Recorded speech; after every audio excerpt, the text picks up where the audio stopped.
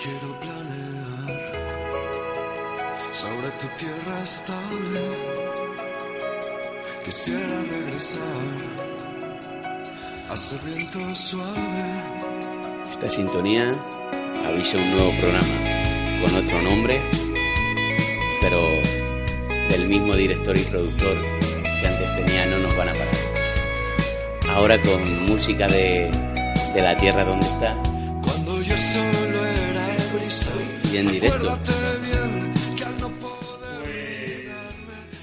Estoy encantado de estar aquí en Radio Jofrín en directo para hacer un crossover, estas cosas modernas, ¿no? Estoy en el espacio de La Alegría de la Huerta, un poco para hablaros de mi nuevo programa, para contar una historia así como lo hago en mi nuevo programa, el huracán. De fondo teníamos la canción de Love of Lesbian, su nuevo disco. ¿Y de qué vamos a hablar? ¿De qué vamos a hablar en el huracán? Pues sobre todo de historias interesantes y que pues pueden aportarnos algo. Ya hay algún programa subido a internet, yo lo tengo subido a YouTube y también está en iVoox, ¿no, Enrique? Exacto. Bien. Con el nombre antiguo No nos van a parar, pero pone un apartado que ahora se llama El Huracán. Y también en YouTube lo podéis buscar con el huracán y el tema de los últimos programas que se han emitido. Uno sobre los templarios, interesante programa sobre los templarios. Otro sobre Edgar Allan Poe. El próximo será, y ya lo anuncio, sobre Rasputín. Y hoy quiero traer la historia, el mito de El Minotauro. Interesante y además que tiene ciertas connotaciones políticas, lo que nos introducirá ya en la segunda parte del programa. Ya digo, estoy aquí robando el espacio, La Alegría de la Huerta, al programa de política y actualidad de Tomás, al que tengo aquí a mi lado y al que invito a hablar en cualquier momento en el que yo lo esté haciendo. Hombre, lo del Minotauro viene muy adecuadamente al laberinto en el que está metido este país en este momento. Adecuado, venga, tira. Laberinto, además, en el que si te metes puedes terminar devorado vivo. Bueno, algunas plumitas sí que te vas a dejar, sí. El mito del Minotauro. Y nos metemos en situación. Enrique ya me estará buscando estos sonidos así místicos de fondo que él tiene preparados siempre. A ver, está ahí con ello. Qué alegre hoy nuestro programa. y empiezo a hablaros del mito del Minotauro. Es una historia de griega clásica y además todos sabemos un poco lo que es el Minotauro, pero seguramente que si preguntamos, y hoy tengo aquí a dos personas, muchos no sabréis en qué consiste el mito, ¿verdad? El mito del Minotauro no es aquel, di hace mucho tiempo mitología, no es aquel que está, digamos, en un laberinto, pero antes del laberinto tiene que ir, no sé si va con unas alas son de aceite, no, de miel o de cera, perdón. Se mete en el mito, cae en el laberinto, ¿no? Va por ahí. ¿Ves? Y aquí Enrique ahora nos mezcla el mito del Minotauro con el de Ícaro, sí, y es el problema que pasa con los mitos griegos, y es que normalmente han utilizado los mitos griegos suspenso en mitología, y eso que en mitología saqué un notable. Han utilizado muchos mitos griegos para meterlos en lo típico, series sobre Grecia o sobre así, y nos han hecho mucho el lío, pero es un mito realmente interesante. Y empiezo a contarlo. ¿Cómo surge el mito del Minotauro? Pues nos metemos en la intrahistoria, que es en la Grecia de aquella época. Creta era dominante, ¿no? Estamos hablando ahora de historia, y es que en aquella época las ciudades-estado griegas pues se iban un poco disputando la hegemonía de la zona, y quien tenía la hegemonía en ese momento pues tenía un poco derecho a pedir tributos a las demás ciudades, bien por defenderlas o bien por tratados comerciales. Bien, pues en esta época Creta es la que tiene el dominio de la zona frente a lo que después sería la hegemonía de Atenas o de Esparta. Y surge el mito del Minotauro. Creta tiene el dominio de la zona y además pues tiene la hegemonía que la impone por la fuerza, y las demás ciudades-estado pues están un poco acobardadas, podríamos decir, por el poder de Creta, que es sobre todo un poder comercial inmenso por las muchas naves que tienen. Entonces Creta es el enemigo, y todas estas historias de Grecia clásicas, que principalmente surgen en Atenas, pues claro, lo que hacen es poner el enemigo como muy malo. Bien, estamos hablando ya, nos metemos entre la historia mitológica y la historia casi política. Verás, no hemos perdido la costumbre, ¿eh? Al enemigo, bajo el viejo principio del enemigo ni agua, se le sigue poniendo a pan pringar, sí, siguiendo una vieja tradición de 2000 añejos que no es nada en la historia. Sí, pues ¿qué hace? Visualizar el enemigo que es Creta con un minotauro. Y claro, lo ejemplifican. Creta es el Minotauro y sale la historia del Minotauro. ¿Cómo surge el Minotauro? Pues es que en Creta estaba Minos, el rey Minos, que en aquella época, para ser tan poderoso, le daba un tributo todos los años a Poseidón, el gran dios Poseidón, en el cual sacrificaba su mejor ternero, su mejor toro. ¿Qué pasa? Que un año sale un toro tan bueno que dice, igual me lo quedo, ¿no? Y sacrifica otro toro, un toro menor. ¿Qué pasa? Que Poseidón tiene muchos cojones, ¿no? Dice, a mí no me la juegas. Y dice Poseidón, ¿tanto te gusta el toro? Pues más le va a gustar a tu mujer. Y hace que Persífae, la esposa de Minos, se enamore de este toro. Y con la ayuda, Persífae, enamoradísima del toro, con la ayuda de Dédalo, el gran constructor e inventor de la época, construyen una especie de toro falso con pieles de vaca falsa, con pieles de una vaca, en la que se introduce Persífae para copular con el toro. Ahí es nada. Y como todas las historias de la Grecia clásica, un poco nos dejan lecciones, ¿no? Esta sería una lección muy básica. No hay que hacer cositas con animales. ¿Por qué? Pues porque luego pasan cosas malas. Bien, y entonces, a los 9 meses, Persífae, que ha copulado con el toro, pues se ha quedado embarazada y tiene un hijo / criatura / monstruo, que es el Minotauro, que significa el toro de Minos. Y Minos se encuentra con un hijastro, por así decirlo, un poco especial, y que es una bestia. Y aquí igual el mito nos el debate entre la bestia o la parte animal que todos tenemos como seres humanos y la razón o el elogio de la razón, que en esta época se está dando en la Grecia clásica, pero no dejamos de tener nuestra parte animal. Y bueno, nos encontramos en que Minos tiene un chavalote, un hijastro, ¿qué hace con él? Es un monstruo. Pues le dice a Dédalo, el gran constructor de la época, que construya un laberinto del que no pueda salir el Minotauro. Y Dédalo lo construye. Un laberinto que sería una cárcel y que para que no saliera. Y lo tiene ahí cautivo al Minotauro.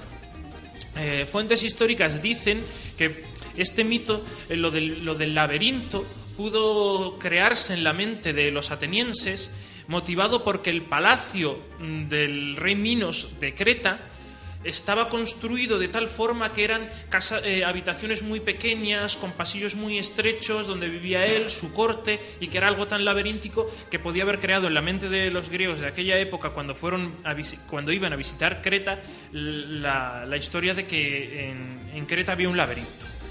Y bien, pues ¿qué pasa? Nos encontramos, ya digo, ahora nos metemos en contexto. El rey Minos tiene ya ahí a su hijastro, el Minotauro, encerrado en el laberinto. Una cuestión, perdóname. ¿Qué parte es humana en el Minotauro y qué parte es del toro?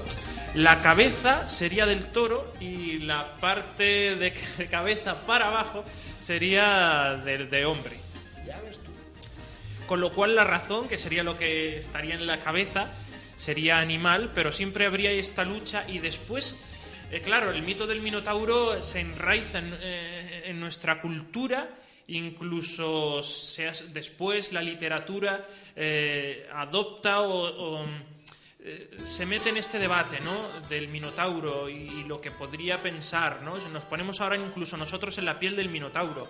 Somos un monstruo, mitad hombre, mitad bestia, pero que parte de nuestro pensamiento también podría ser humano. Hay un interesante relato de Borges que debate sobre esto en este relato. Que, claro, es que imaginaros qué parte de la parte humana se encuentra encerrada y obligada incluso a comer carne humana porque no tiene otra fuente de alimentación. Bueno, pues ¿qué pasa? Está el Minotauro encerrado en su laberinto y el rey de Creta pues gobernando con completo absolutismo.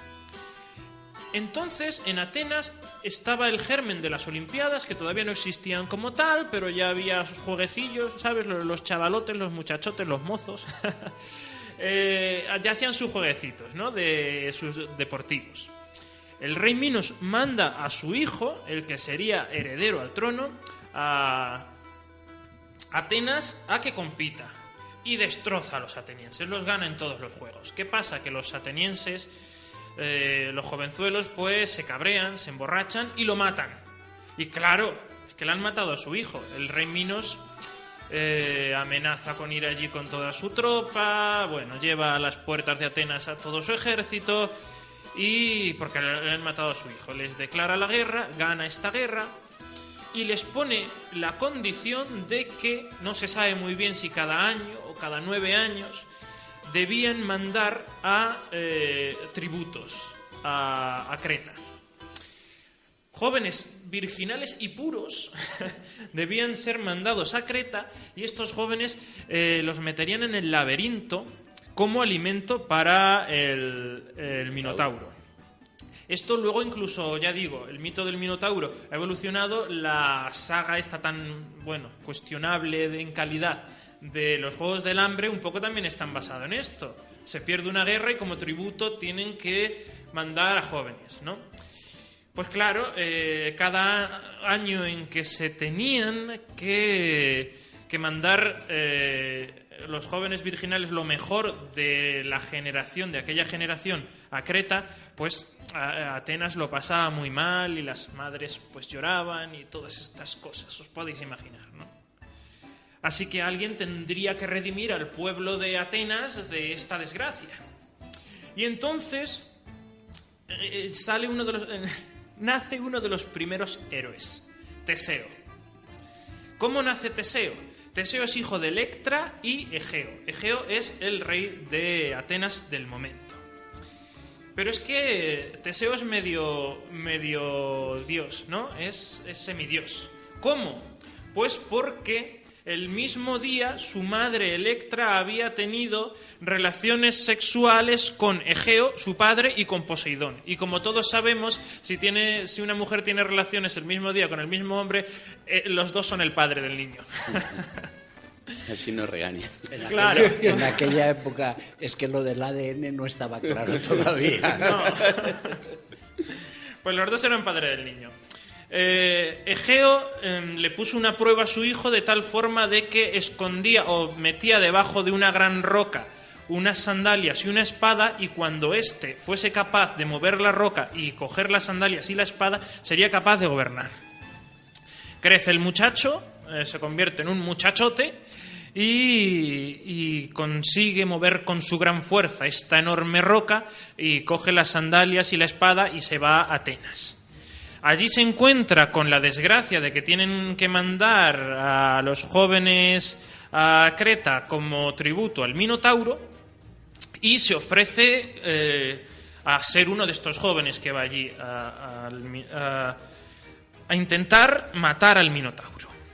Pues bien, va a Creta con el resto de jóvenes y allí se encuentra con la hija del rey Minos, Ariadna, que se enamora perdidamente de nuestro héroe, de Teseo. y decide ayudarlo a matar al Minotauro, que es su medio hermano. ¿Qué cosas? Oye, hay que ver qué rebuscados son los griegos. Lo ayuda pide la ayuda a Dédalo, el constructor del laberinto, que al parecer está horrorizado de ver cómo en su laberinto pues se ha convertido en un auténtico lugar de destrucción o de sanguinarios asesinatos, ya que en un primer momento únicamente estaba hecho para cobijar al Minotauro. Lo ayuda a Dédalo y junto con Ariadna le dan un ovillo, le proponen la fórmula de escapar del laberinto, y es con un ovillo de hilo. Lo atará a la entrada del laberinto y después se guiará para salir con él. Y ahí sale luego Pulgarcito, con los garbancitos, es la misma historia. Sí, porque los mitos griegos lo bueno que tienen es eso, bueno, se meten incluso en la cultura occidental y de ahí hay luego muchas variedades, muchas variaciones. Se puede decir que son los padres de la literatura en general. De Occidente. Sí. Los cuentos y las historias de los dioses, los semidioses, los héroes, son tan fantásticos que, claro, la imaginación de los griegos da mucho. Sí. Con lo que después, pues eso, salen que si los centauros, que si los lápidas, claro. Un montón de historias. Las amazonas, no olvidemos. Viejos mitos griegos, ¿no? Viejos mitos griegos que seguramente ni siquiera eran mitos griegos, que vendrían de mucho más antiguo. Claro. Copian posiblemente a persas, a egipcios, los antiguos egipcios. No olvidemos que los egipcios, muchos de sus dioses, cabeza de animal, cuerpo de hombre. Volvemos al mito Horus, del Minotauro, pero que venía de mucho más antiguo seguramente. Bueno, nos hemos quedado entonces con nuestro héroe Teseo, que está metiéndose en el laberinto con su hilo y se iba adentrando en el laberinto, se encuentra con el Minotauro y lo mata. Y ahí acaba un poco con el Minotauro, pero es un simbolismo de que acaba también con la hegemonía de Creta en la zona, ya que después Teseo se convertiría en rey de Atenas y comenzaría el esplendor de Atenas, y esta sería ya la cabeza de todo el lugar, ¿no? Bien, pues Ariadna, una de las cosas que le promete para ayudarle es que se casará con él. Y bien, pues sale con vida del laberinto. No se cuenta muy bien la historia de cómo consigue matar al Minotauro, si con sus propias manos o con una espada que Ariadna le había escondido en algún momento. Ariadna, que igual depende de la historia, se cuenta que sería porque la hija del rey de Creta era la suma sacerdotisa o la encargada del culto en aquel lugar. Y es que en aquel lugar desde hacía mucho tiempo, como prácticamente en todo el Mediterráneo, se adoraba al toro. No olvidemos, aquí en España también la adoración al toro, ¿no? Y fuentes históricas luego nos llevan a comprobar cómo el toro había sido adorado en Creta, y probablemente los atenienses, cuando llegaban ahí y veían todo pues lleno de toros y cómo se adoraba al toro, también podía haber sido un germen de la historia del Minotauro. Ariadna decide escaparse con nuestro héroe, Teseo, el cual vuelve a Atenas. El padre de Teseo, Egeo, le había dicho que si salía victorioso de aquel encuentro con el Minotauro debía volver con las naves, y en lugar de las naves de las velas negras que utilizaban las naves normalmente, iría con velas blancas. ¿Qué pasa? Que estas cosas de los amores, Teseo estaba ahí con Ariadna seguramente muy ocupado, pues se olvida de dar la orden de cambiar las velas negras a blancas, y cuando llega a Atenas, su padre ve que las velas de los barcos son negras, cree que ha fracasado su hijo en aquella empresa y se tira al mar. Y desde entonces aquel mar se le conocería como Mar Egeo. ¿Y qué pasa? Muerto el rey, ya vuelve un nuevo rey victorioso que se convertiría en el gran rey Teseo, medio con una esposa también con linaje real, y él medio dios. Ahí es nada. Y este es el mito del Minotauro, que quería yo traer hoy aquí un poco como ejemplo de las historias de las que vamos a hablar en el nuevo programa, en El Huracán. Espero que os haya gustado a todos. Y a partir de aquí empezamos con la parte más de actualidad, en la que intentaremos un poco debatir y hablar con Tomás. No iba mal encaminado yo. He ido a hablar del laberinto, de Minotauro, del arquitecto. Lo que pasa es que se me habían olvidado muchos datos. Claro, es eso, es que son mitos muy muy conocidos, pero que no terminan de ser conocidos. Y seguramente que prácticamente cualquier mito griego tenemos un poco la noción de que va. La GPU es que de vez en cuando la tengo que limpiar y se me ha olvidado pasar el antivirus a mi cerebro. Si tú tienes que pasar el antivirus, fíjate lo que tengo que pasar yo. que yo daba los mitos griegos en historia del arte o historia, pues hará unos 60 años. Yo hace 10 solo, Tomás. Entonces sí que teníamos que pasar unas 35 veces en el disco duro para limpiarlo bien. Porque, oye, menos de 25 veces. Bueno, pues vamos a dejar mientras tanto la canción de Zorba, el Sirtaki, ya que es música helénica, música griega. Y en un momento volvemos, ahora ya dejamos el huracán y volvemos con la alegría de la huerta.